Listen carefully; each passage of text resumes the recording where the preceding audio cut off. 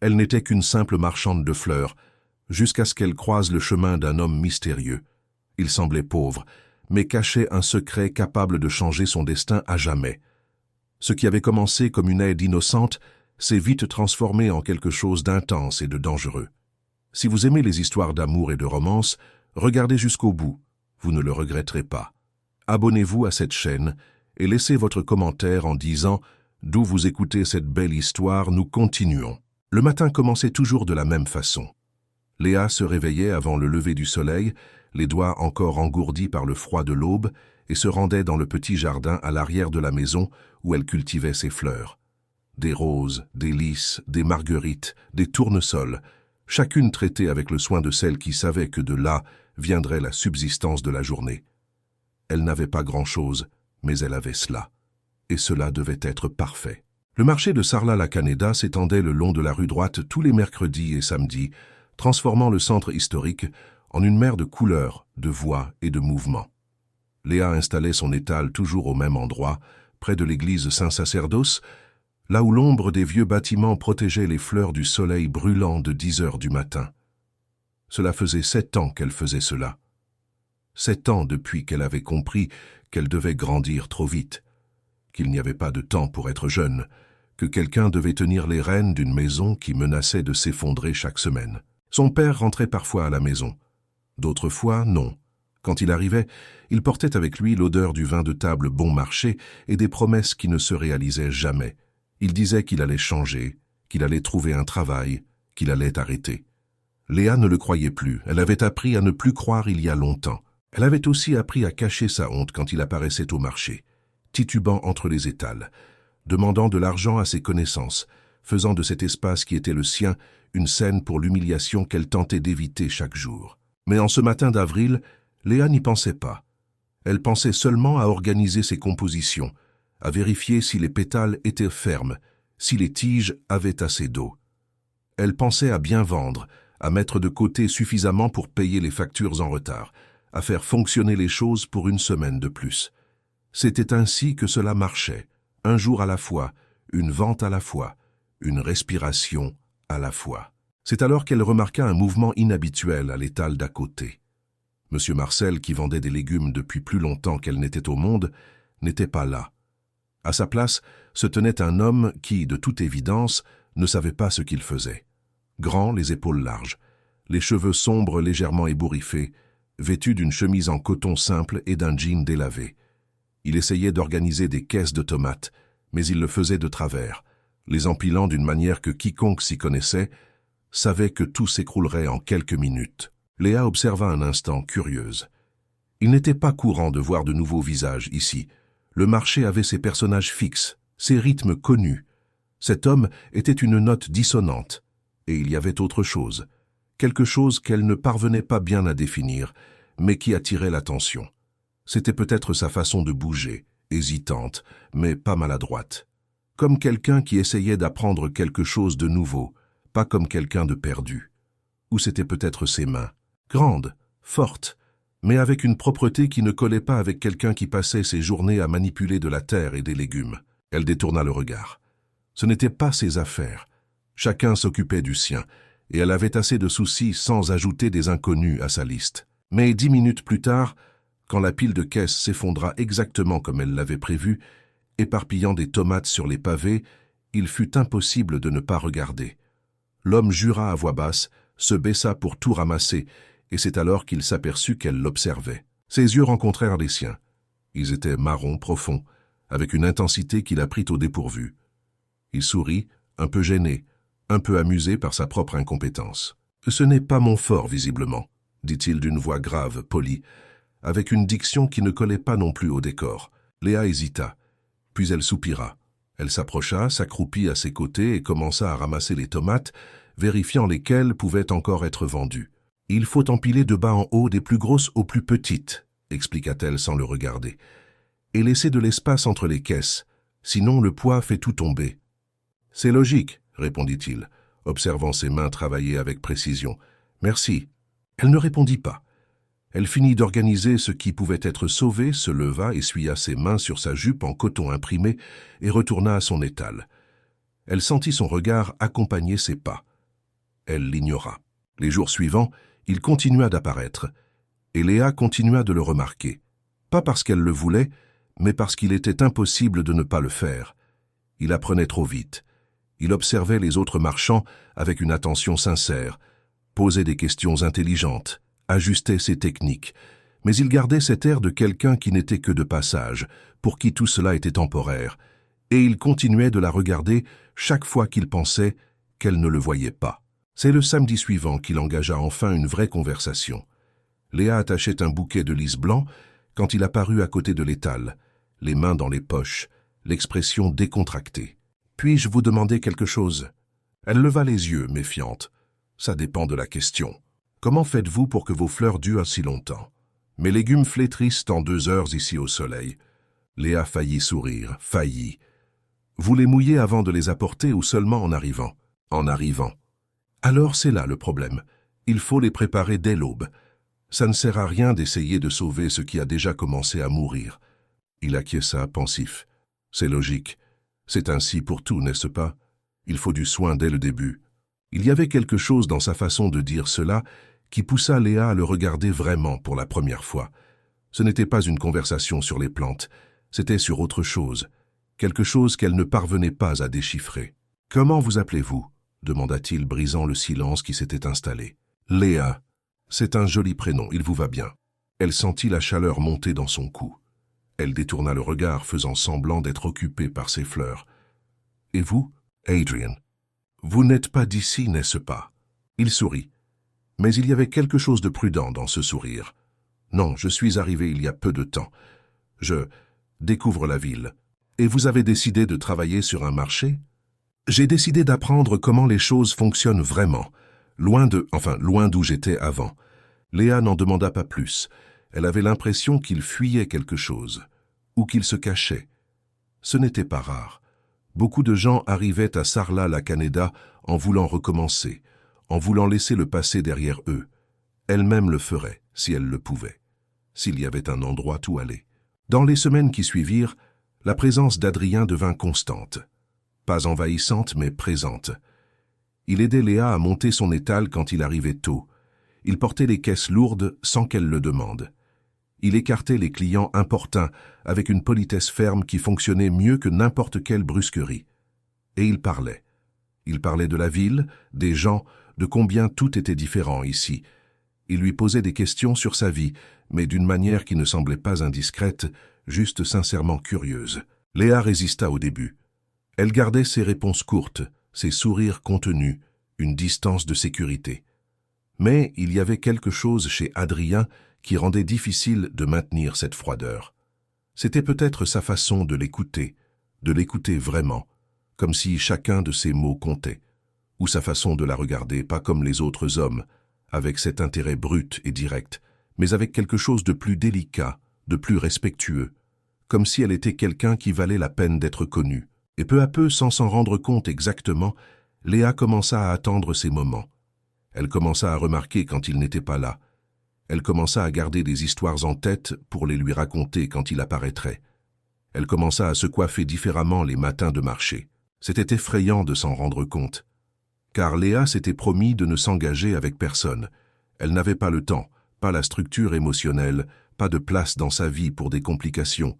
Et un homme comme Adrien, mystérieux, cachant manifestement quelque chose, avec cet air qui ne collait nulle part, était la définition même de la complication.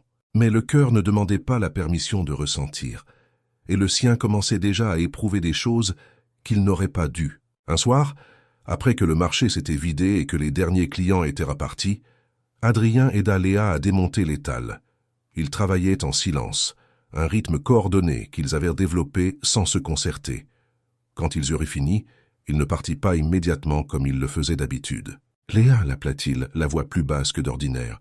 Elle le regarda, le cœur s'emballant sans raison apparente. « Je voulais vous remercier. »« Pourquoi ?»« Pour avoir été patiente avec moi, pour m'avoir appris, pour ne pas m'avoir traité comme un étranger. » Léa fronça les sourcils. « Vous êtes un étranger. » Il sourit, mais c'était un sourire triste. « Je le suis, mais vous auriez pu ignorer cela.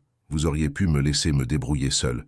Vous ne l'avez pas fait. » C'est ainsi que les choses marchent ici. On s'entraide. Ce n'est pas seulement ça, insista-t-il, faisant un pas vers elle, trop près. Vous êtes différente, Léa, dans votre façon de prendre soin des choses, dans votre façon de parler aux gens, dans votre façon de... Il s'arrêta, semblant chercher les mots justes. Dans votre façon de rester debout, même quand tout semble difficile. La poitrine de Léa se serra. Comment savait-il? Elle n'avait jamais parlé de ses difficultés, de son père, des factures, de la fatigue de tout porter seule. Elle n'avait jamais montré de faiblesse. « Vous ne savez rien de moi, dit-elle, la voix sortant plus dure qu'elle ne le voulait. « Je sais, répondit-il, son regard intense fixé sur elle. « J'observe et je vois plus que vous ne l'imaginez. » Cela aurait dû sembler intrusif. Cela aurait dû pousser Léa à reculer, à créer de la distance, à ériger les murs qu'elle maintenait autour d'elle pour se protéger. Mais ce n'est pas ce qui arriva. Au lieu de cela, elle sentit quelque chose se relâcher dans sa poitrine, quelque chose de chaud, de dangereux, d'inévitable. « Adrien !» commença-t-elle, mais elle ne savait pas comment finir. Il leva la main comme s'il allait toucher son visage, mais il s'arrêta à mi-chemin. Ses doigts restèrent suspendus en l'air, à quelques centimètres de sa peau, tremblant légèrement. « Je suis désolé, dit-il en baissant la main. « Je ne devrais pas. »« Pourquoi êtes-vous ici ?» demanda Léa, la voix presque un murmure. « Vraiment, quel est le vrai motif ?» Adrien la fixa longuement. Quelque chose luttait en lui, elle pouvait le voir. Une bataille entre dire la vérité et maintenir le mensonge. Finalement, il secoua simplement la tête. « Un jour, je vous expliquerai. Mais pas maintenant, Maintenant, je veux juste être près de vous, si vous me le permettez. » Léa savait qu'elle devrait dire non. Elle savait que cela finirait mal, que les secrets finissent toujours mal, que laisser entrer quelqu'un, c'était s'exposer à la souffrance. Mais quand il la regardait ainsi, avec cette intensité brute et honnête, toutes les raisons sensées semblaient perdre leur force. « D'accord, » entendit-elle sa propre voix dire. « Vous pouvez rester. » Et il resta. Là, sur les pavés de la rue droite, avec l'église Saint-Sacerdos en arrière-plan et le soleil se couchant sur les toits de Sarlat-la-Canéda, ils restèrent tous les deux immobiles, se regardant, sachant que quelque chose avait changé, quelque chose d'irréversible, quelque chose qu'ils ne pouvaient plus feindre d'ignorer. Léa ne savait pas encore qui était cet homme en réalité. Elle ne connaissait pas les secrets qu'il portait, ni les mensonges qu'il entretenait. Mais elle savait, avec une certitude venue du plus profond d'elle-même, qu'Adrien était entré dans sa vie pour tout changer. Pour le meilleur ou pour le pire, elle ne pouvait pas encore le dire. Mais changer, cela l'était. Et il n'y avait plus de retour en arrière possible. Les semaines qui suivirent apportèrent une nouvelle routine à Léa. Une routine qui incluait Adrien à presque chaque instant de la journée. Il ne travaillait pas seulement à l'étal voisin, il était devenu une partie intégrante de cette petite communauté du marché. Il connaissait les noms de tout le monde, aidait ceux qui en avaient besoin, riait des plaisanteries de Madame Colette, la dame qui vendait du pain artisanal, et discutait de rugby avec Monsieur Bernard, qui tenait l'étal d'épices. Mais c'était avec Léa qu'il passait la majeure partie de son temps. Et elle, malgré toute sa résistance initiale, l'avait laissé faire. Elle le laissait la faire rire avec des histoires absurdes qu'il racontait sur ses tentatives désastreuses d'apprendre à cuisiner. Elle le laissait porter les caisses les plus lourdes, même en sachant qu'elle pouvait le faire elle-même.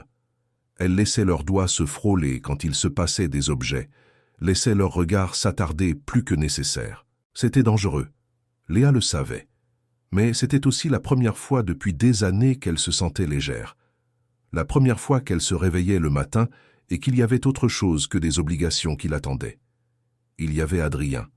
Et cela faisait une différence. Il lui posait des questions que personne ne lui avait jamais posées.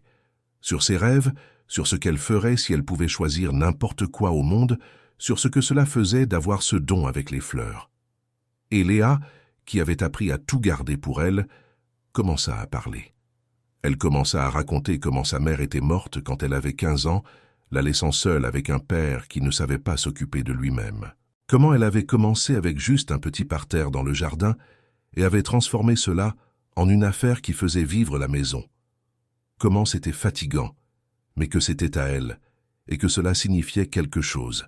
Adrien écoutait tout avec une attention qui la désarmait. Il n'interrompait pas, ne jugeait pas, il écoutait simplement. Et quand il parlait, il disait des choses qui faisaient battre le cœur de Léa plus fort. « Vous êtes plus forte que vous ne l'imaginez », dit-il un jour, alors qu'ils organisaient les dernières fleurs de la journée. La plupart des gens auraient abandonné. Pas vous.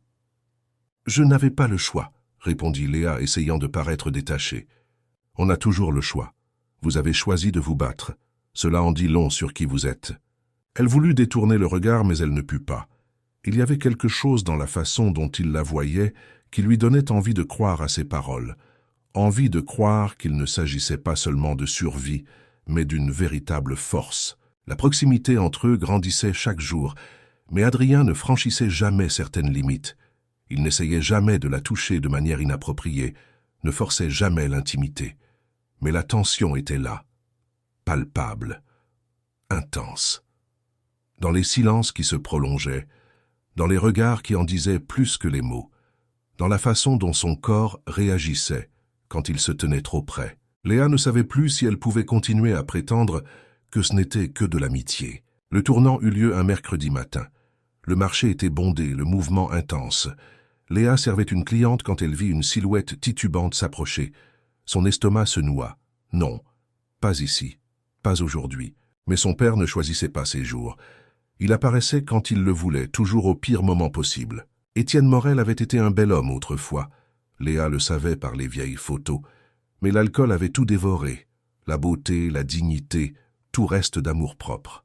Il n'était plus qu'une ombre, les yeux rouges et les vêtements froissés, titubant entre les étals comme le fantôme de ce qu'il avait été. « Léa !» appela-t-il trop fort, attirant les regards. « Léa, ma fille !»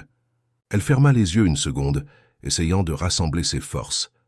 Puis elle se tourna, forçant un sourire tendu. « Papa, qu'est-ce que tu fais ici ?»« Je suis venu voir ma fille, » dit-il, la voix pâteuse. « Je ne peux pas voir ma propre fille ?»« Tu peux, mais je travaille là. »« Travailler, » répéta-t-il avec un rire amer. « Toujours travailler, jamais de temps pour ton vieux père. » Léa sentit ses joues brûler.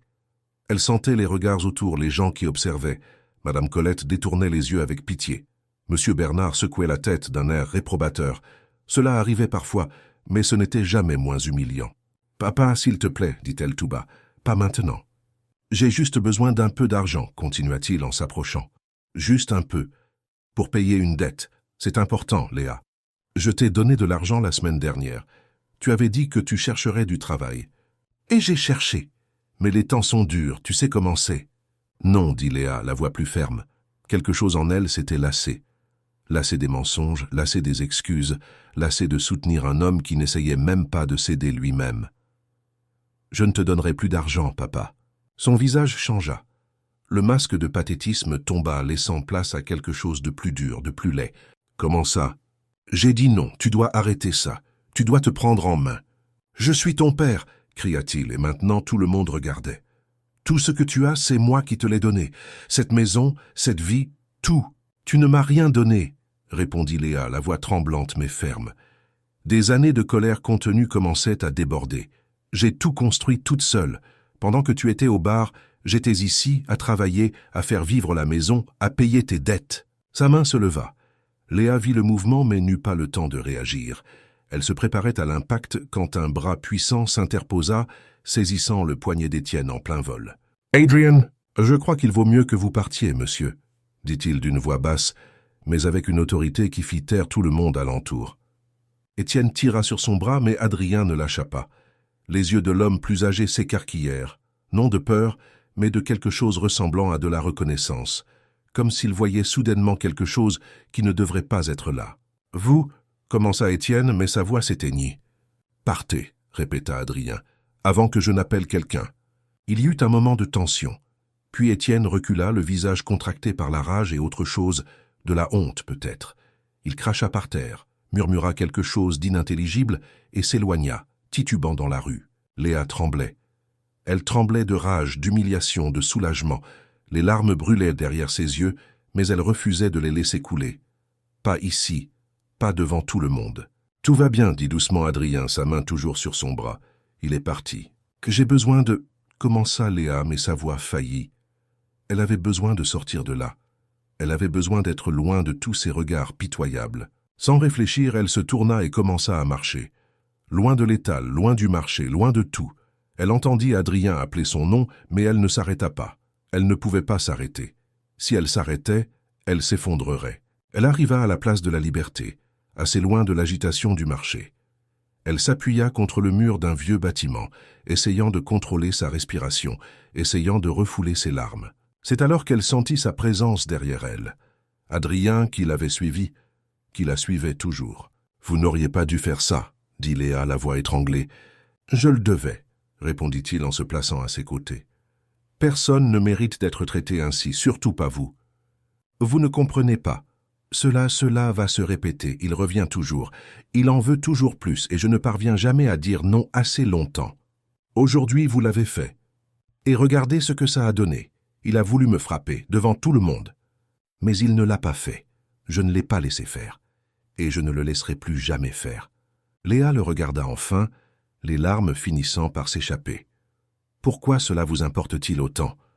Vous me connaissez à peine. » Adrien fit un pas vers elle, si près qu'elle pouvait sentir la chaleur de son corps, l'odeur du savon simple qu'il utilisait. « Je vous connais assez, » dit-il d'une voix rauque.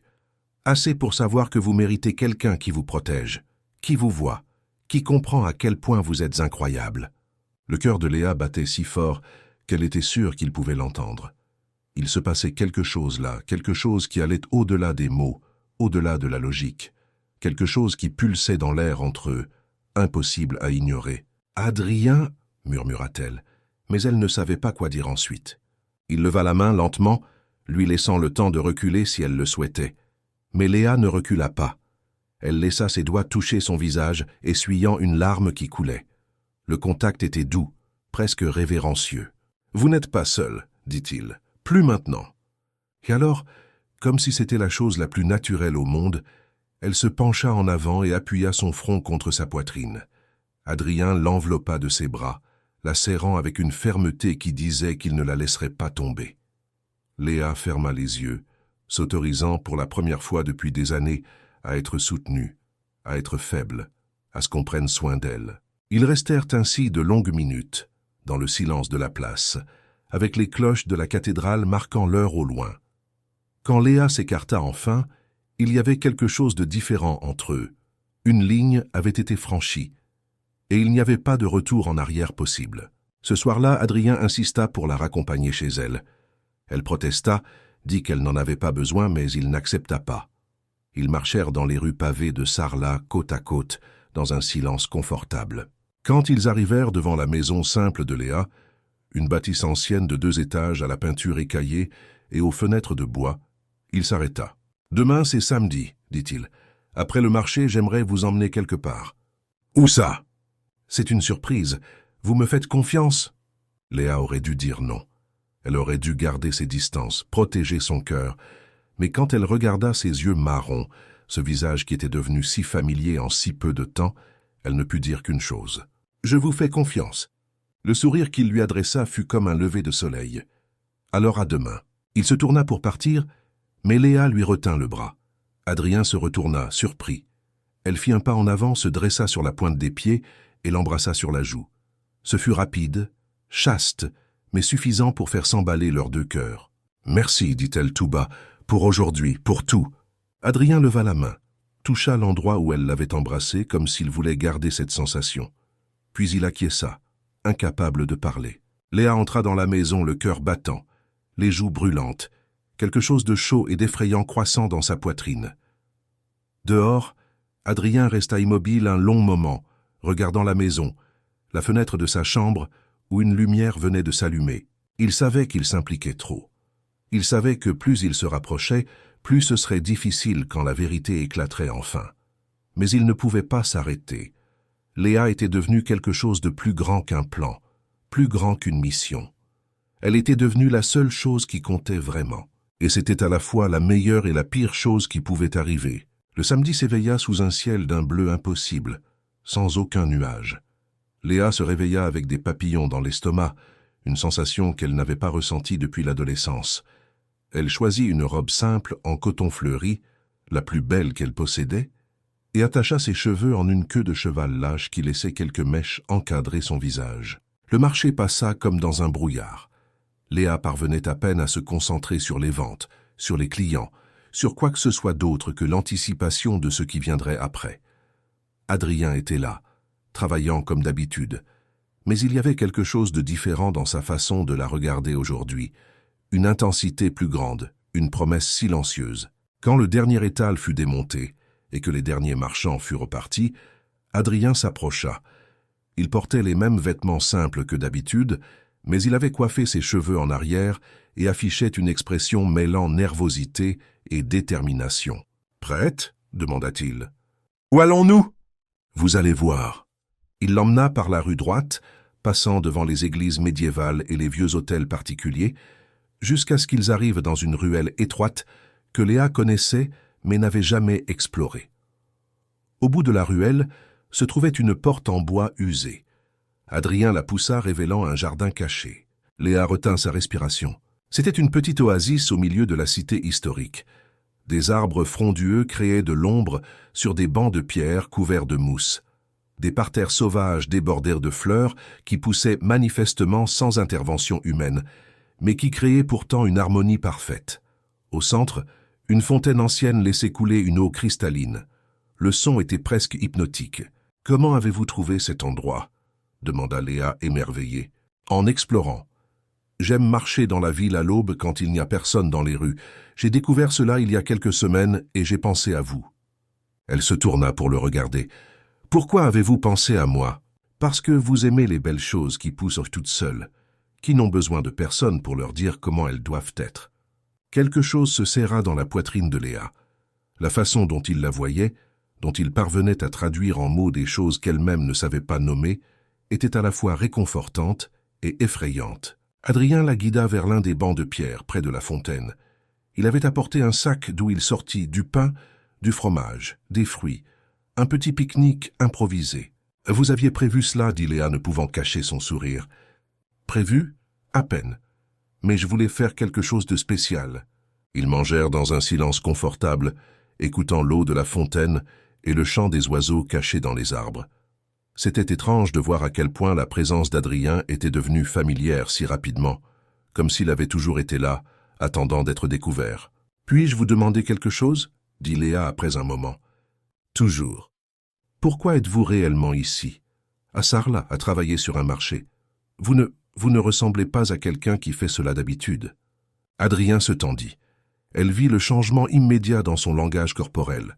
Il regarda ses propres mains, la fontaine, n'importe où, sauf dans ses yeux. « C'est compliqué », finit-il par dire. « Les choses importantes le sont toujours. » Il soupira.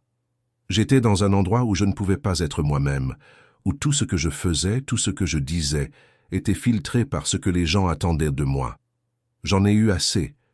J'ai voulu savoir ce que c'était que d'être normal, d'être juste une personne. »« Et cela vous plaît ?» Adrien la regarda alors, et l'intensité de ce regard fit manquer l'air aux poumons de Léa. « Cela me plaît plus que je n'aurais pu l'imaginer. » Il se rapprocha sur le banc, si près que leurs genoux se touchaient, si près que Léa pouvait compter les petites taches dorées dans ses yeux marrons. « Léa, je sais qu'il y a des choses que je ne vous ai pas dites, des choses sur qui je suis, d'où je viens, et je vous les dirai, je le jure.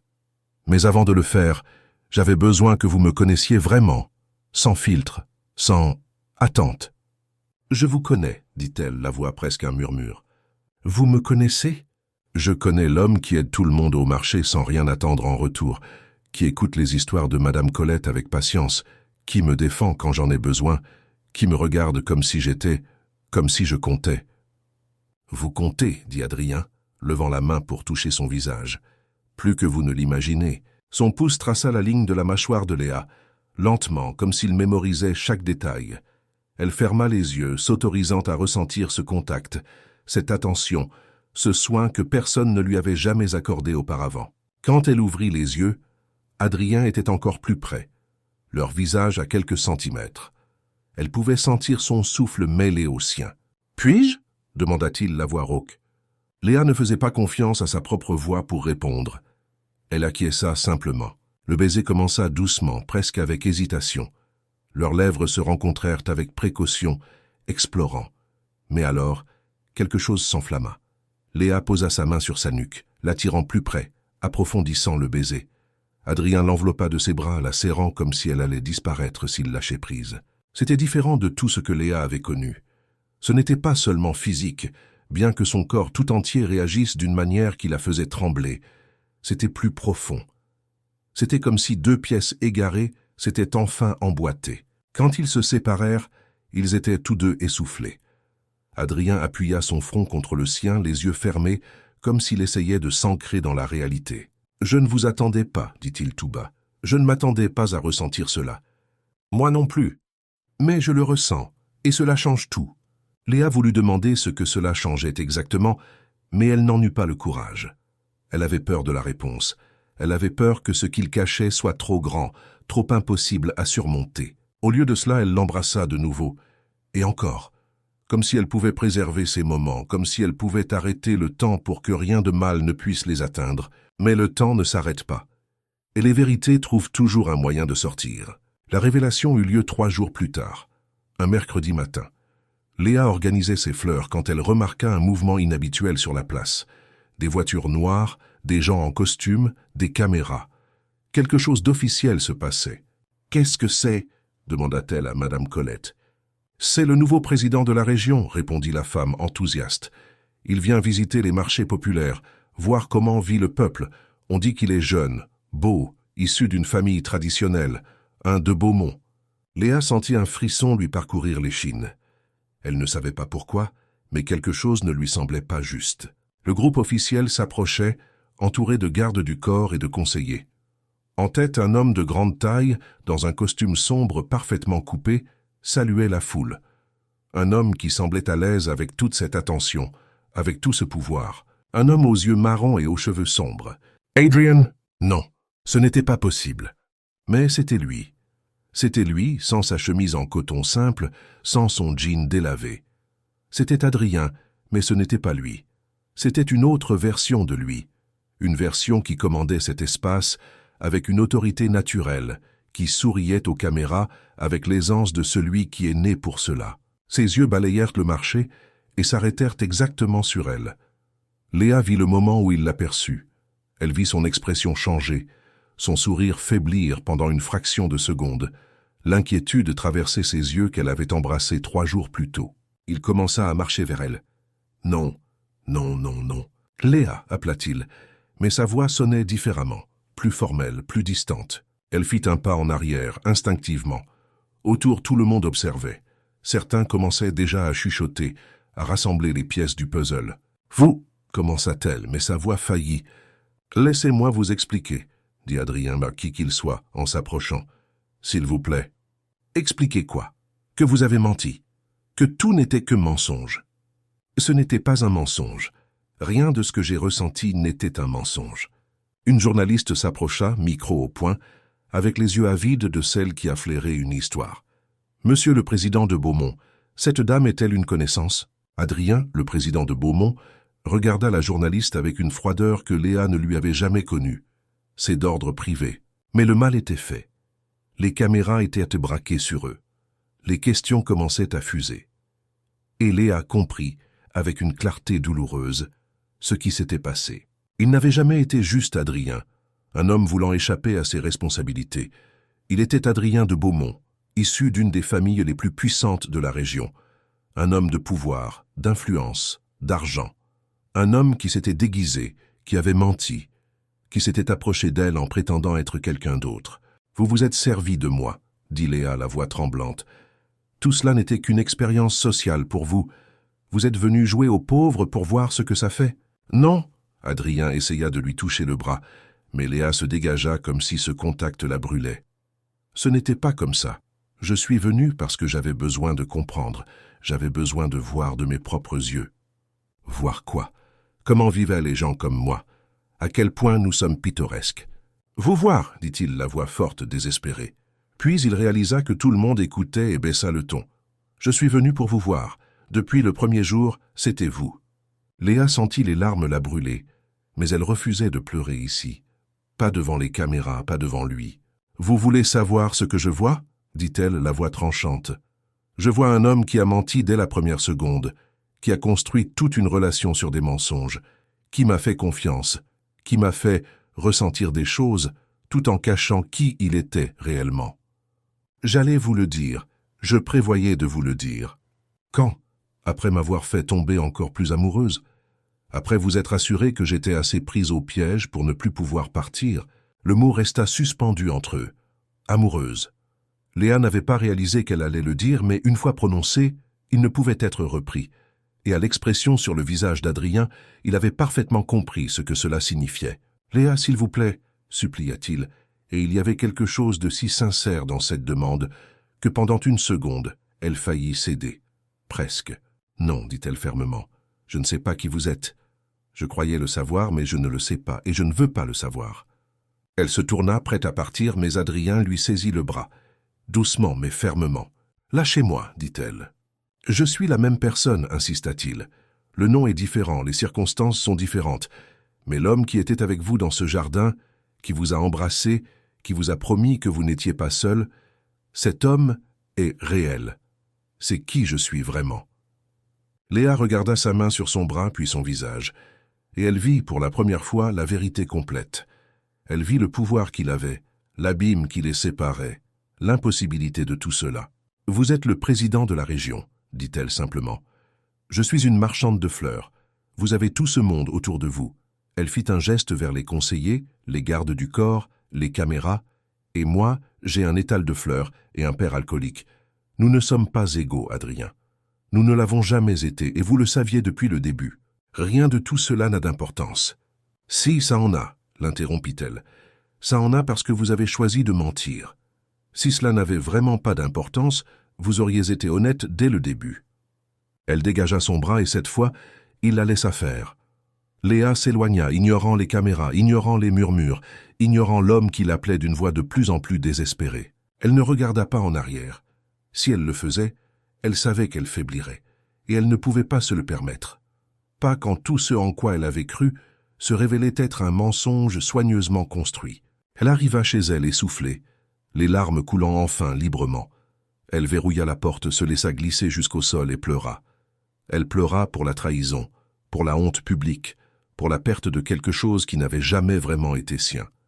Elle pleura pour l'homme qu'elle croyait connaître et pour l'homme qu'il était réellement. Et elle pleura parce que, même en sachant tout cela, même en ressentant toute cette douleur, une partie d'elle voulait encore y croire, voulait encore que ce soit réel. Mais vouloir ne changeait pas les faits, et les faits étaient clairs. Adrien de Beaumont n'était pas pour elle. Il ne l'avait jamais été, et essayer de faire marcher tout cela ne ferait que prolonger l'inévitable. Les jours qui suivirent furent un brouillard de douleur et de honte pour Léa. L'histoire s'était répandue en ville comme une traînée de poudre. La marchande de fleurs et le président. La romance interdite. Les spéculations étaient infinies et humiliantes. On disait qu'elle l'avait séduit, qu'elle en voulait à son argent, qu'elle était une arriviste essayant de s'élever socialement. D'autres, plus généreux, avaient simplement pitié d'elle, ce qui, d'une certaine manière, était pire. Léa retourna au marché le mercredi suivant parce qu'elle n'avait pas le choix. Elle avait besoin d'argent, elle devait maintenir sa routine, elle devait faire semblant que sa vie n'avait pas implosé. Elle installa son étal à sa place habituelle, organisa les fleurs les mains tremblantes, et essaya d'ignorer les regards et les chuchotements. L'étal d'à côté, là où Adrien, là où le président avait travaillé, était vide. Monsieur Marcel était revenu remis du problème de santé qui l'avait éloigné pendant des semaines. Il regarda Léa avec une sympathie sincère. « Tu ne savais pas, n'est-ce pas, ma petite ?» Léa secoua la tête, incapable de parler. « Ces puissants sont ainsi. Ils jouent avec nous comme si nous étions des poupées. » Elle ne répondit pas, car une partie d'elle savait que ce n'était pas tout à fait vrai. Elle savait qu'Adrien, elle pensait encore à lui comme Adrien, elle ne pouvait s'en empêcher, avait ressenti quelque chose de réel. Elle l'avait vu dans ses yeux, dans sa façon de la toucher, dans sa façon de la supplier de l'écouter. Mais ressentir ne changeait pas le fait qu'il avait menti. Et les mensonges, même avec les meilleures intentions, restaient des mensonges. Les ventes furent faibles ce jour-là. Les gens qui achetaient chez Léa venaient maintenant chargés d'une curiosité envahissante, posant des questions déguisées en inquiétude. Elle répondait par monosyllabes, gardait la tête basse, espérait que cela passerait vite. 3 semaines passèrent ainsi. 3 semaines de regards, de chuchotements, de questions. 3 semaines à éviter toute nouvelle sur le nouveau président de la région, toute mention de son nom. 3 semaines à essayer de convaincre son cœur que tout cela s'était terminé avant même d'avoir vraiment commencé. C'est alors que son père réapparut. Étienne n'était plus venu au marché depuis le jour de la dispute. Léa s'était convaincue que peut-être, enfin, il avait compris qu'il devait changer. Mais quand elle le vit s'approcher un samedi après-midi, elle sut immédiatement que quelque chose n'allait pas. Il n'était pas ivre cette fois, il était sobre, et cela, d'une certaine manière, était encore plus effrayant. « Léa, il faut que nous parlions, » dit-il, la voix basse mais pressante. « Je travaille, papa. C'est important, c'est au sujet de la maison. » L'estomac de Léa se noua. Qu'est-ce qu'elle a, la maison? Étienne détourna le regard, la culpabilité inscrite sur chaque ligne de son visage ravagé. J'ai fait une bêtise. Une grosse bêtise. Elle lâcha les fleurs qu'elle organisait, la peur commençant à se propager dans sa poitrine. Quel genre de bêtise? J'avais une dette, envers des gens dangereux. Et je pensais pouvoir payer, mais je n'ai pas pu, et alors ils ont commencé à réclamer, et je ne savais pas quoi faire. Papa, qu'est-ce que tu as fait? J'ai utilisé la maison comme garantie, dit-il, tout sortant d'un coup. J'ai mis la maison en garantie pour un prêt, et maintenant, ils disent qu'ils vont la prendre si je ne paie pas tout d'ici la fin du mois. Léa sentit le monde tourner autour d'elle. La maison, la seule chose qui restait de sa mère, la seule sécurité qu'elle possédait, le seul endroit qui était à elle. « Combien ?» demanda-t-elle, la voix étrangement calme. « 50 000 €. L'air quitta les poumons de Léa comme si elle avait reçu un coup de poing. 50 000 €. Elle n'avait rien de tel. Elle ne les aurait jamais. Il lui faudrait des années, des décennies pour rassembler une telle somme. « Tu as tout détruit, dit-elle, plus pour elle-même que pour lui. Tu as détruit la seule chose qui me restait. »« Léa, je suis désolée, je ne savais pas. »« Sors, coupa-t-elle, la voix tremblante. Sors d'ici, maintenant. Mais il faut qu'on réfléchisse à une solution. »« Il n'y a pas de on, cria-t-elle, et toutes les personnes alentour se retournèrent pour regarder. Elle ne s'en souciait plus. « Tu as fait ça tout seul. Tu fais toujours tout seul. Tu entraînes toujours tout vers le bas. Et c'est toujours moi qui dois ramasser les morceaux. Mais pas cette fois. Cette fois, tu as tout détruit et je ne peux pas réparer. » Étienne essaya de s'approcher, mais Léa recula. Quelque chose était définitivement brisé entre eux, quelque chose qui n'avait peut-être jamais vraiment existé. Il partit, les épaules voûtées, homme vaincu. Et Léa resta là, au milieu du marché, avec la conscience dévastatrice qu'en moins de 30 jours, elle serait sans maison, sans toit, sans rien. Cette nuit-là, elle fit ses comptes. Elle calcula toutes ses économies, tout l'argent qu'elle pourrait obtenir en vendant tout ce qu'elle possédait de valeur. Cela n'approchait même pas la somme, pas même de loin. Elle essaya les banques. Elle fut refusée partout. Sans garantie, sans historique de crédit solide, juste une marchande de fleurs essayant d'emprunter une fortune qu'elle ne pourrait jamais rembourser. Les semaines passèrent dans un brouillard de désespoir. Léa essaya tout. Elle vendit des meubles, vendit des bijoux de sa mère qu'elle avait conservés, vendit même les vases les plus chers où elle cultivait certaines fleurs. Chaque euro comptait, mais ce n'était pas suffisant. Ce ne serait jamais suffisant. Pendant ce temps, la ville changeait autour d'elle. Le président Adrien de Beaumont mettait en œuvre des réformes, de nouveaux programmes sociaux, des investissements dans les quartiers pauvres, des améliorations des infrastructures. Léa le voyait dans les journaux, entendait les gens en parler au marché. Il faisait exactement ce qu'il avait dit qu'il ferait. Apprendre à connaître le peuple, comprendre les besoins, faire une réelle différence. Une partie d'elle ressentait une pointe de fierté triste. Il était le dirigeant qu'il avait promis d'être, mais cela ne changeait rien entre eux. Cela ne pouvait rien changer. Jusqu'à ce que la dernière semaine arrive. La semaine où elle devrait rendre la maison, ou trouver 50 000 € qu'elle n'avait pas. Léa était assise sur le perron, regardant la rue vide, quand elle vit la voiture s'arrêter devant la maison. Ce n'était pas n'importe quelle voiture. C'était l'une des voitures officielles, noire, aux vitres teintées. Son cœur s'emballa avant même de voir qui en sortait. « Adrian !» Il était différent. Plus formel, les cheveux parfaitement coiffés, portant un costume sombre qui coûtait probablement plus que ce que Léa gagnait en 6 mois. Mais ses yeux étaient les mêmes. Fatigués, inquiets, intenses. « Léa !» appela-t-il, restant sur le trottoir, respectant la distance. Elle se leva, croisant les bras défensivement. « Qu'est-ce que vous voulez ? J'ai appris pour la maison, pour la dette de votre père. » Léa sentit la colère s'enflammer. « Et comment l'avez-vous appris ? Vous m'espionnez ? » ?»« Non, mais je garde le contact avec les gens de la ville. Et quand j'ai appris que vous étiez en difficulté, il fit un pas vers elle. « Je peux aider, je peux payer la dette. » Non, dit-elle immédiatement. Je ne veux pas de votre charité. Ce n'est pas de la charité, c'est... C'est quoi? De la culpabilité? De la pitié? Vous pensez pouvoir réparer ce que vous avez fait en achetant mon pardon? Adrien secoua la tête, frustré. Je n'essaie rien d'acheter. J'essaie d'aider parce que je tiens à vous. Vous ne me connaissez pas, dit Léa, la voix brisée. Vous avez connu une version de moi dans une situation que vous avez créée. Ce n'est pas la réalité. C'était la chose la plus réelle de ma vie, rétorqua-t-il, la voix chargée d'émotion. Et vous le savez, s'il vous plaît, Léa, laissez-moi vous aider. Elle voulut dire oui. Elle voulut le laisser tout résoudre, ôter ce poids de ses épaules. Mais accepter signifierait lui être redevable, signifierait être liée à lui d'une manière qui serait encore pire que d'être amoureuse. Non, répéta-t-elle plus fermement, je vais résoudre cela seule. Comment?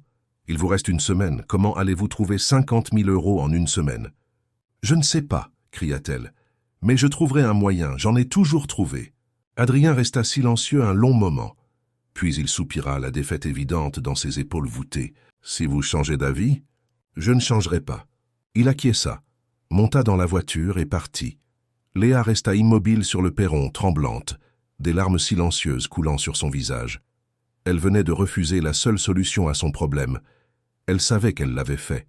Mais accepter aurait signifié perdre la seule chose qui lui restait, sa dignité. Les derniers jours s'étirèrent. Léa essaya tout, supplia des gens qu'elle connaissait à peine, baissa la tête et demanda des faveurs qu'elle n'aurait jamais imaginé devoir demander. Rien ne fonctionna. Le matin du dernier jour, elle s'éveilla en sachant que c'était la fin. Elle allait perdre la maison. Elle allait tout perdre. Et il n'y avait plus rien qu'elle puisse faire. Elle commençait à emballer ses affaires, les mains tremblantes sur les quelques photographies de sa mère qu'elle possédait encore, quand elle entendit frapper à la porte. Elle ouvrit en s'attendant à voir les créanciers, en s'attendant au pire. Mais c'était Adrien, et il n'était pas seul. Derrière lui se tenait un homme en costume qu'elle ne connaissait pas, portant une mallette en cuir. « Je ne suis pas venu offrir de la charité », dit Adrien avant qu'elle ne puisse protester. « Je suis venu proposer une solution différente. » Léa fronça les sourcils, confuse et méfiante. « Quel genre de solution? Laissez-moi entrer, s'il vous plaît, 5 minutes. Si après ces 5 minutes vous voulez que je parte, je partirai et je ne reviendrai jamais. » Elle hésita, puis elle ouvrit la porte et les laissa entrer. Ce qu'Adrien proposa allait tout changer. Et Léa, acculée entre l'orgueil et la survie, allait devoir faire le choix le plus difficile de sa vie. Adrien et l'homme en costume s'assirent dans le petit salon. Léa resta debout, les bras croisés, toutes ses défenses activées. « Voici maître François Dubois, mon avocat », commença Adrien. « Il a préparé une proposition qui, je pense, peut fonctionner pour nous deux. »« Le nous deux n'existe plus, » dit Léa, tranchante. « Il existe en tant que personnes qui tiennent l'une à l'autre, même si vous ne l'admettez pas. » Elle ne répondit pas, alors Adrien continua. « J'ai besoin de quelqu'un pour diriger un nouveau projet social que je mets en place. Ce sera un centre communautaire axé sur l'agriculture urbaine, l'artisanat et la commercialisation directe des produits locaux. J'ai pensé à vous. » Léa cligna des yeux, confuse. « Pourquoi? » « Parce que vous comprenez le marché. Vous comprenez les gens, vous comprenez ce que signifie construire quelque chose à partir de rien avec des ressources limitées. Vous seriez parfaite pour cela. » « Je suis une marchande de fleurs, Adrien. Je n'ai pas de formation pour diriger quoi que ce soit. Vous avez une expérience réelle, qui vaut plus que n'importe quel diplôme. Et vous auriez une équipe de soutien, des ressources, tout ce dont vous auriez besoin. » Il marqua une pause. Le salaire serait suffisant pour payer la dette par mensualité et il resterait de quoi vivre confortablement. Léa s'assit lentement, réfléchissant. Cela semblait trop beau, et les choses qui semblent trop belles cachent généralement des pièges. Où est le piège? Il n'y a pas de piège. C'est un vrai travail avec de vraies responsabilités. Vous devrez étudier, apprendre de nouvelles choses, gérer la bureaucratie. Ce ne sera pas facile. Et qu'est-ce que vous y gagnez? Adrien la regarda droit dans les yeux. J'y gagne la certitude que vous êtes en sécurité, que vous ne perdez pas tout à cause des erreurs d'un autre. Et peut-être, avec de la chance, j'y gagne une chance de prouver que je n'étais pas seulement fait de mensonges. L'avocat ouvrit la mallette et sortit des documents. Il expliqua les termes en détail. C'était légitime, un vrai contrat de travail, avec un salaire correspondant à la fonction, des avantages, le tout dans le respect de la loi. Rien qui puisse être interprété comme du favoritisme personnel. « Et si j'accepte » dit Léa lentement. « Cela ne signifie pas que nous... Cela ne signifie rien d'autre que le fait que vous êtes une professionnelle qualifiée, occupant un poste important, » compléta Adrien. « Ce qui se passe, ou ne se passe pas, entre nous, est complètement séparé de cela. Pas de pression, pas d'attente. » Léa regarda les documents, l'avocat, puis Adrien. Chaque fibre logique de son corps lui disait d'accepter. C'était la solution parfaite, la seule solution réelle qu'elle avait. Mais il y avait une partie d'elle, petite et fière, qui résistait encore à l'idée d'accepter quoi que ce soit venant de lui. « J'ai besoin de réfléchir, dit-elle enfin.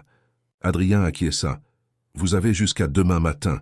C'est le maximum que je puisse obtenir avant que vous ne perdiez officiellement la maison. » Ils se levèrent pour partir. À la porte, Adrien s'arrêta, se tourna vers elle. « Léa, je sais que je vous ai blessée. Je sais que vous ne me faites plus confiance. Mais ceci n'est pas à propos de nous. C'est pour que vous ayez la chance de reconstruire, d'avoir une vie meilleure.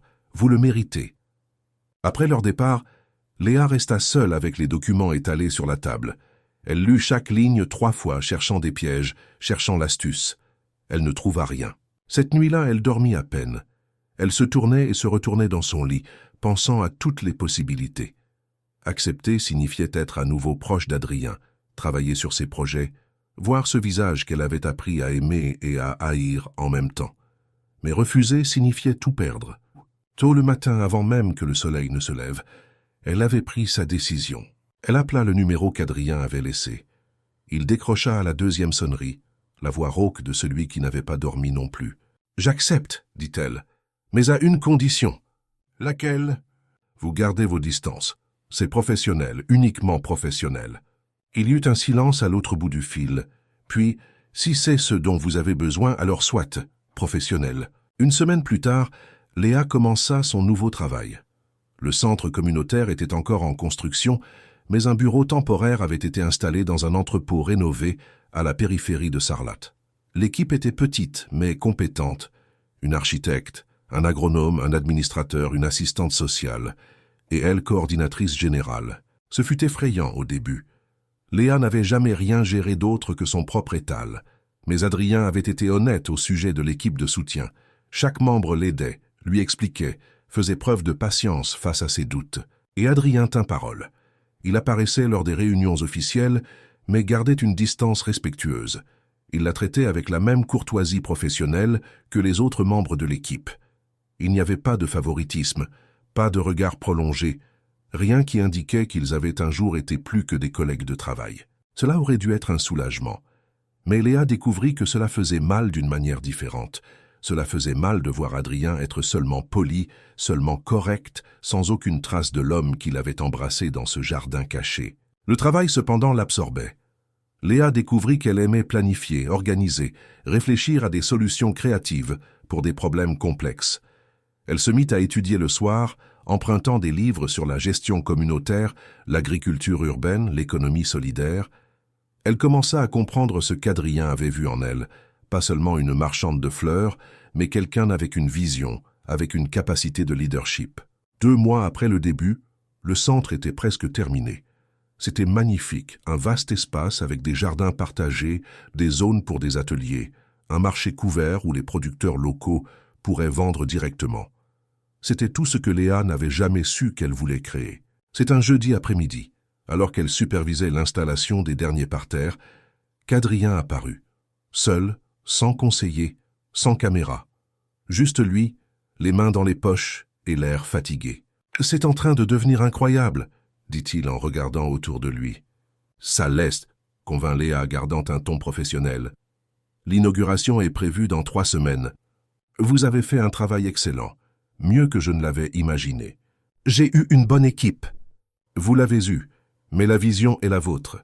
La façon dont vous avez tout organisé, dont vous avez pensé à chaque détail pour que cela ait du sens pour ceux qui vont l'utiliser, cela vient de vous. » Léa ne savait pas quoi répondre à cela.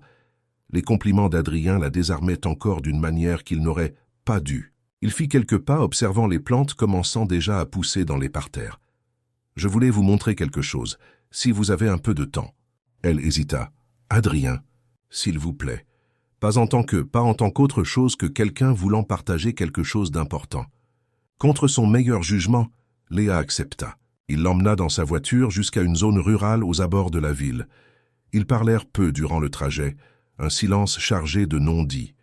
Quand ils s'arrêtèrent, Léa vit un immense terrain vallonné, à la terre fertile, avec vue sur les collines du Périgord. « Qu'est-ce que c'est » demanda-t-elle. « Un terrain qui appartient à la région. Il était à l'abandon depuis des années. » Adrien sortit de la voiture et elle le suivit. « J'ai pensé à le transformer en une ferme-école, où des gens comme vous qui ont le don mais n'ont pas eu l'opportunité de faire des études formelles pourraient apprendre des techniques avancées d'agriculture, la permaculture, la gestion d'entreprises agricoles. » Léa regarda autour d'elle, son esprit imaginant déjà les possibilités. Ce serait incroyable. Ça le serait, et j'aimerais que vous envisagiez de diriger cela aussi quand ce sera prêt. Elle le regarda surprise.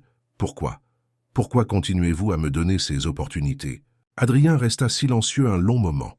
Quand il parla, sa voix était chargée d'une émotion contenue. Parce que quand je vous ai rencontré, quand je vous ai vraiment connu, j'ai vu quelque chose que je n'avais jamais vu auparavant.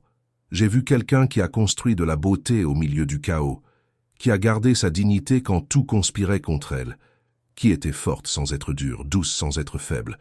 Il la regarda alors, et il y avait tant d'honnêteté dans ce regard que Léa sentit l'air lui manquer. Et parce que quand je vous ai menti sur qui j'étais, la seule chose vraie dans tout cela, c'était mes sentiments. Je suis tombé amoureux de vous, Léa, vraiment, et cela n'a pas changé. Le cœur de Léa martelait sa poitrine. Adrien, je ne dis pas cela pour vous mettre la pression, continua-t-il, ou pour attendre que vous disiez la même chose. Je le dis parce que vous méritez de connaître la vérité. La vérité complète cette fois. Il fit un pas vers elle. J'ai eu tort. J'ai eu grandement tort de mentir, de tout construire sur une fausse identité. Mais mon erreur n'invalide pas ce que j'ai ressenti, ce que je ressens encore. Léa sentit les larmes brûler derrière ses yeux. Vous m'avez fait mal. Je le sais, et je devrais vivre avec cela pour le reste de ma vie. Je ne sais pas si je peux à nouveau faire confiance. Je le sais. C'est pourquoi j'essaie de montrer, pas seulement de dire. Chaque jour, chaque projet, chaque opportunité que je vous donne, ce n'est pas de la charité, ce n'est pas de la culpabilité. C'est moi qui essaie de vous montrer que je crois en vous, que je vous vois. Une larme s'échappa, puis une autre. Léa l'essuya rapidement, irritée par sa propre faiblesse. « Je suis aussi tombée amoureuse de vous, » admit-elle, la voix presque un murmure. De cet homme sur le marché qui m'aidait, qui me voyait même quand j'essayais de me cacher. Et quand j'ai découvert que tout était un mensonge, c'était comme si cet homme n'avait jamais existé. « Il existe, » dit Adrien, comblant la distance entre eux. « Il est la partie la plus vraie de moi, la partie que vous avez fait ressortir. » Il leva la main lentement, lui laissant le temps de reculer. Léa ne recula pas. Elle laissa sa main toucher son visage, son pouce essuyer les larmes qui continuaient de couler. « Je ne sais pas si nous parviendrons à surmonter cela, » dit-elle honnêtement. « Moi non plus, mais je veux essayer, si vous me le permettez. » Léa ferma les yeux, ressentant son contact, ressentant la douleur mêlée à quelque chose qui ressemblait encore dangereusement à de l'espoir. « Ce sera difficile, » prévint-elle. « Oui, je vais vous demander des comptes. Je vais douter. J'aurai peur d'être trompée à nouveau. Je le sais. Et il se peut qu'à la fin, cela ne marche pas. » Adrien sourit, à moitié triste, à moitié plein d'espoir. « Ou il se peut que cela marche mieux que tout ce que nous avons jamais eu. » Léa ouvrit les yeux, regarda ce visage qu'elle avait appris à aimer même en essayant de résister. Et elle prit une décision. Pas une décision impulsive, née de la passion ou du désespoir. Une décision consciente, pesante, réelle. « Alors essayons, » dit-elle, lentement, avec la vérité cette fois. Son sourire fut comme un lever de soleil, avec la vérité. Et là, sur ce terrain qui n'était encore qu'un potentiel, qu'une possibilité, ils s'embrassèrent. Différent du premier baiser, né de la tension et de l'impulsion. Celui-ci était plus lent, plus prudent. Un baiser qui connaissait les blessures, mais choisissait d'essayer de guérir. Un baiser qui ne promettait pas la perfection, mais qui promettait la vérité. Quand ils se séparèrent, Adrien appuya son front contre le sien, les yeux fermés. « Merci, » murmura-t-il. « Pourquoi ?»« De me donner une seconde chance, d'être assez courageuse pour essayer à nouveau. » Léa ne répondit pas par des mots. Elle lui prit simplement la main, entrelaçant leurs doigts, choisissant de rester là dans ce moment, dans cette possibilité, dans ce recommencement effrayant et nécessaire. Le chemin devant eux était encore incertain. Il y avait encore des blessures à guérir, des confiances à reconstruire, des peurs à affronter. Mais pour la première fois depuis que la vérité avait éclaté, Léa sentait que peut-être, juste peut-être, il parviendrait à trouver un moyen. Tant qu'il choisirait chaque jour de rester. Les mois qui suivirent furent une danse délicate entre reconstruire et protéger. Léa et Adrien essayaient, vraiment, mais c'était compliqué. Il y avait la différence de monde entre eux, qui ne disparaissait pas par la simple volonté ou le sentiment. Il y avait la pression publique, les regards, les spéculations interminables sur la nature de la relation entre le président de la région et la coordinatrice du projet social. Il y avait aussi la peur de Léa d'être utilisée, d'être un simple caprice, de se réveiller un jour et de découvrir que tout n'avait été qu'un autre mensonge élaboré, et la peur d'Adrien de ne jamais être suffisant, de ne jamais parvenir à effacer la tâche de la première trahison, de la perdre à nouveau. Mais il y avait aussi des bons moments, des dîners simples dans la maison que Léa n'avait pas perdus, maintenant rénovés avec son propre argent, des promenades dans les rues historiques de Sarlat en fin d'après-midi, de longues conversations sur les rêves et les peurs, sur le passé et l'avenir possible, des baisers volés au bureau après que tout le monde soit parti, des rires sincères qui rappelaient à Léa pourquoi elle était tombée amoureuse en premier lieu. Adrien était patient, douloureusement patient. Quand Léa reculait, effrayée par l'intensité de ce qu'elle ressentait, il ne faisait pas pression. Il attendait simplement, laissant de l'espace, la laissant revenir à son propre rythme. Et elle revenait toujours. Le centre communautaire prospérait sous la direction de Léa. Elle s'était révélée être une gestionnaire née, avec une combinaison rare de vision stratégique et d'empathie profonde pour les besoins de la communauté. Les producteurs locaux adoraient travailler avec elle parce qu'elle savait exactement ce qu'ils affrontaient, ayant vécu cette réalité. L'équipe la respectait parce qu'elle n'avait pas peur de travailler main dans la main avec tout le monde, se salissant les mains chaque fois que c'était nécessaire. Ce fut 3 mois avant l'inauguration officielle que le premier grand test de leur relation survint. Un journal de Bordeaux publia un article d'investigation suggérant que la nomination de Léa était un népotisme déguisé, que le président utilisait les fonds publics pour favoriser sa maîtresse. Les guillemets autour du mot le rendaient encore plus sale. Léa lut l'article assise dans sa cuisine, son café refroidissant dans la tasse à côté. Elle ressentit de la colère, de l'humiliation, l'impulsion de s'enfuir et de se cacher. Toutes ces insécurités revinrent d'un coup, lui criant qu'elle avait été folle de croire que cela pourrait marcher. Adrien apparut à sa porte 1 heure plus tard. Il avait dû voir l'article lui aussi. « Je ne suis pas venu pour vous convaincre de quoi que ce soit, » dit-il encore sur le seuil. « Je suis juste venu dire que si vous voulez partir, si c'est trop pour vous, je comprends. Mais avant de décider, je veux que vous sachiez que je donnerai une conférence de presse demain. Je présenterai tous les chiffres, tous les documents, toute la transparence nécessaire pour prouver que votre embauche était légitime. Cela va empirer les choses, dit Léa, la voix fatiguée. Cela ne fera qu'attirer davantage l'attention sur l'histoire. Peut-être, mais je ne laisserai personne remettre en question votre mérite. Je ne laisserai pas détruire ce que vous avez construit. » Léa le regarda cet homme qui avait menti et blessé, mais qui se battait aussi chaque jour pour prouver qu'il était plus que ses erreurs. « Je ne partirai pas, dit-elle fermement. Pas à cause d'eux, pas à cause des commérages. J'ai construit cela, c'est à moi autant qu'à n'importe qui d'autre. » Le sourire qu'Adrien lui adressa fut empreint d'une pure fierté. « Oui, c'est à vous. » La conférence de presse fut difficile. Les journalistes posèrent des questions agressives, essayant de trouver des contradictions, essayant de créer un scandale. Mais Adrien présenta chaque chiffre, chaque processus de sélection, chaque décision documentée. Il montra que Léa avait été choisie sur la base de critères objectifs, que son travail avait dépassé toutes les attentes, que le centre respectait le budget et le calendrier grâce à sa gestion. Et pour la première fois, Léa était là, elle aussi. Pas cachée, pas honteuse, debout à ses côtés, répondant aux questions avec la même assurance qu'elle utilisait pour négocier avec les fournisseurs et organiser les plantations. « Le président et moi avons une relation personnelle, » dit-elle quand on lui posa directement la question. « Mais cela n'a rien à voir avec mon travail. J'ai été embauchée parce que je sais ce que je fais, et je peux le prouver par mes résultats. » La salle devint silencieuse. Puis les questions portèrent sur le projet, sur les résultats, sur les plans futurs. Le récit changeait. Ce n'était plus une question de scandale, c'était une question de réalisation. Ensuite, dans la voiture sur le chemin du retour, Adrien lui prit la main. « Vous avez été incroyable. » J'étais terrifié. Ça ne s'est pas vu. Léa rit un son léger, libérateur. Peut-être parce que j'ai enfin réalisé que je n'ai pas besoin de me cacher. Je n'ai rien fait de mal. Nous n'avons rien fait de mal. Adrien porta sa main à ses lèvres, embrassa ses phalanges. Non, nous n'avons rien fait de mal. Les semaines précédant l'inauguration furent intenses. Derniers ajustements, tests des équipements, formation de l'équipe. Léa dormait à peine, l'adrénaline de l'accomplissement la tenant éveillée. Adrien apparaissait chaque fois qu'il le pouvait, non pour superviser, mais pour aider. Il portait des caisses, montait des structures, travaillait côte à côte avec elle comme au bon vieux temps du marché.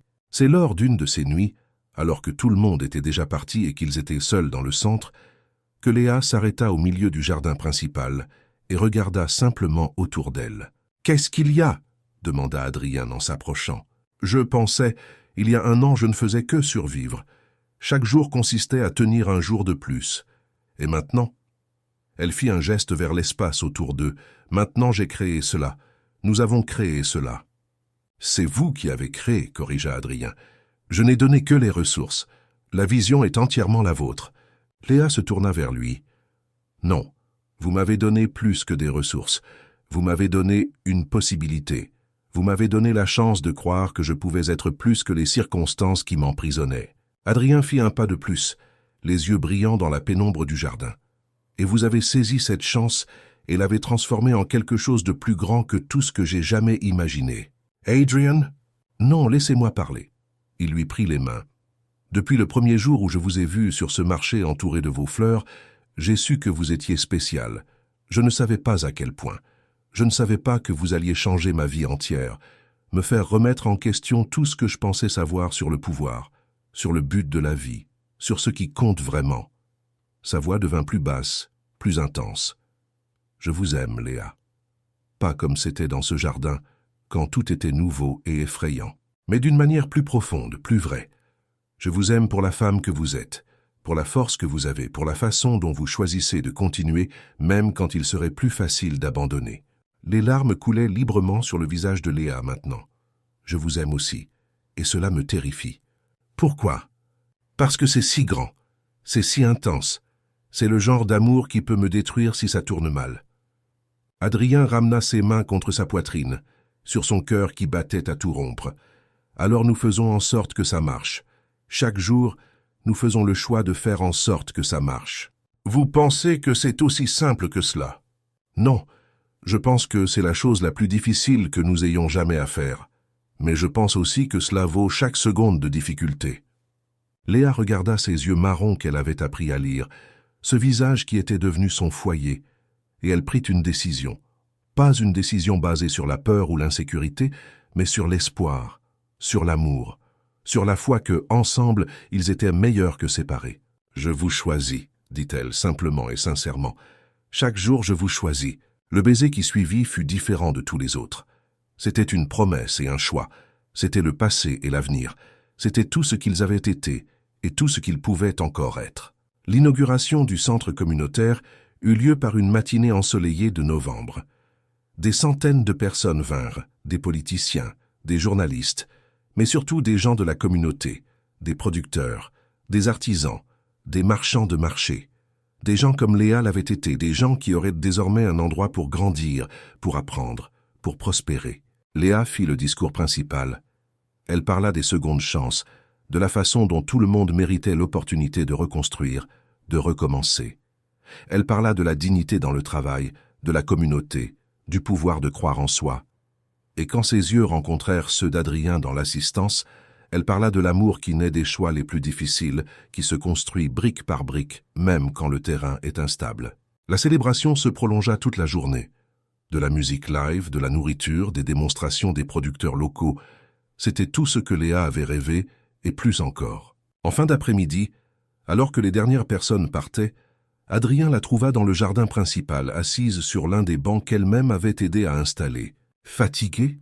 demanda-t-il en s'asseyant à côté d'elle. « Épuisée, heureuse mais épuisée. » Il passa son bras autour de ses épaules, l'attirant contre lui. Léa appuya sa tête sur son épaule, fermant les yeux, s'autorisant simplement à savourer cet instant. « Votre père est venu aujourd'hui », dit Adrien après un moment. Léa ouvrit les yeux tendus. « Il était ivre ?» ?»« Non, il était sobre. Il est resté au fond, il n'a pas voulu déranger. Mais je l'ai vu et j'ai vu la façon dont il vous regardait pendant votre discours. » Il fit une pause. Il pleurait. Quelque chose se serra dans la poitrine de Léa. « Il a dit quelque chose ?» ?»« Elle a dit qu'il était fier, que vous étiez plus forte qu'il ne l'a jamais été, et qu'il était désolé. » Léa resta silencieuse, réfléchissant. La relation avec son père était encore compliquée. Elle le serait probablement toujours. Mais peut-être, juste peut-être, y avait-il de la place pour une sorte de réconciliation. Un jour. « Et vous ?» demanda-t-elle, changeant de sujet. « Êtes-vous content de la façon dont tout s'est passé ?» Adrien tourna son visage vers lui, la forçant à rencontrer ses yeux. « Je suis heureux avec vous. Le reste n'est que conséquence. » Romantique. Vrai. Léa sourit, ce sourire lent et sincère qu'elle avait appris à avoir de nouveau grâce à lui. Je pensais... À quoi? À cette ferme école que vous m'avez montrée. La proposition tient-elle toujours? Elle a toujours tenu. Alors j'accepte. Je veux diriger cela, je veux construire une autre chose incroyable, avec vous. La joie sur son visage était palpable. Avec vous, répéta-t-il, toujours avec vous. Ils restèrent là jusqu'au coucher du soleil, observant le centre qu'ils avaient créé ensemble, pensant à l'avenir qu'ils pouvaient encore bâtir. Ce n'était pas parfait. Cela ne le serait jamais. Il y aurait encore des défis à relever, il y aurait encore des moments où le passé reviendrait les hanter.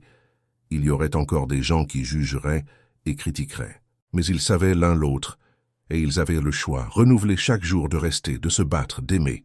Des mois plus tard, quand la ferme-école commença à prendre forme, quand les premiers élèves furent de sélectionnés, quand Léa était sur le terrain en train d'enseigner des techniques de culture qu'elle avait apprises seule tant d'années auparavant, Adrien l'observait de loin avec un sourire qu'il ne pouvait cacher. Elle l'aperçut et lui fit un signe de la main, lui souriant en retour.